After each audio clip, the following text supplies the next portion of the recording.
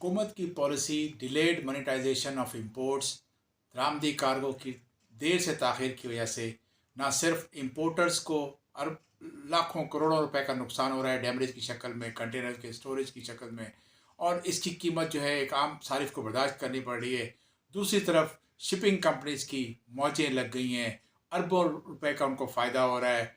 और आपको पता है कि जो स्टोरेज जो डिटेंशन चार्जेस लिए जाते हैं वो डॉलर में लिए जाते हैं।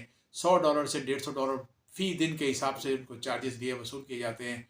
वो हमारी जो रेमिटेंस सी फ्रेट की होती है उसके अंदर उसको शामिल किया जाता है, और नॉन फ्रेट इनकम करके पाकिस्तान से ज़र मुबादला की शक्ल में बैरून मुल्क शिपिंग कंपनीज़ के प्रिंसिपल ऑफिस को भेजे जाते हैं।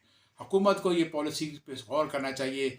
जहाँ हमारा एक वक्त था कि सी फ्रेट सिर्फ $4.5 अरब हुआ करता था, अब वो कई गुना उसमें इजाफा हो चुका है, बावजूद इसके कि इंटरनेशनल मार्केट में सी फ्रेट कम हो गए हैं।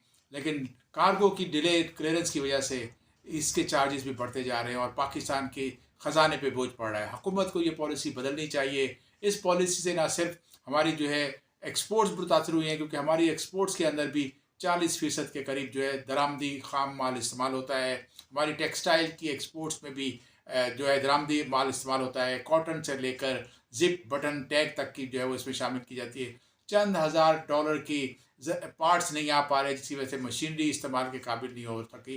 $1800 का कंसाइनमेंट हम इंपोर्ट नहीं कर सकते। $2000 की हम कोई चीज़ नहीं मंगा सकते। साथ ही आप इंसानी जान बचाने की जो दवाइयों का रॉ मटेरियल है उसके लिए भी हमारे पास क्राइसिस आ गया है। हम मुसलसल बहरानों में फंसते चले जा रहे हैं।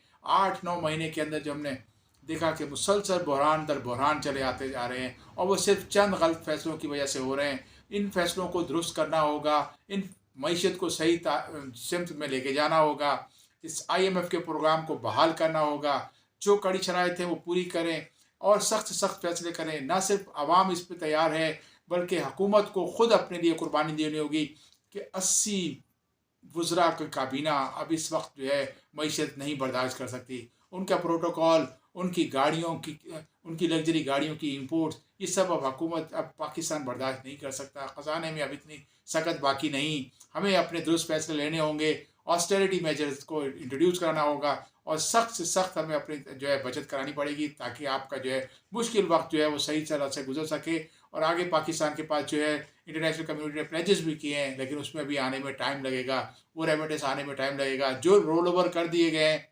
यकीनन उन रोल ओवर की वजह से सऊदी अरब और UAE की तरफ से जो किया गया, हमारे ऊपर जो है पेमेंट्स का बोझ कम हुआ है। लेकिन अभी हमारे पास रिजर्व्स की अशद ज़रूरत है, डॉलर चाहिए, और इस वक्त जो मसला है वो सबसे बड़ा डॉलर का है। उसके लिए आपको फैसले करने होंगे।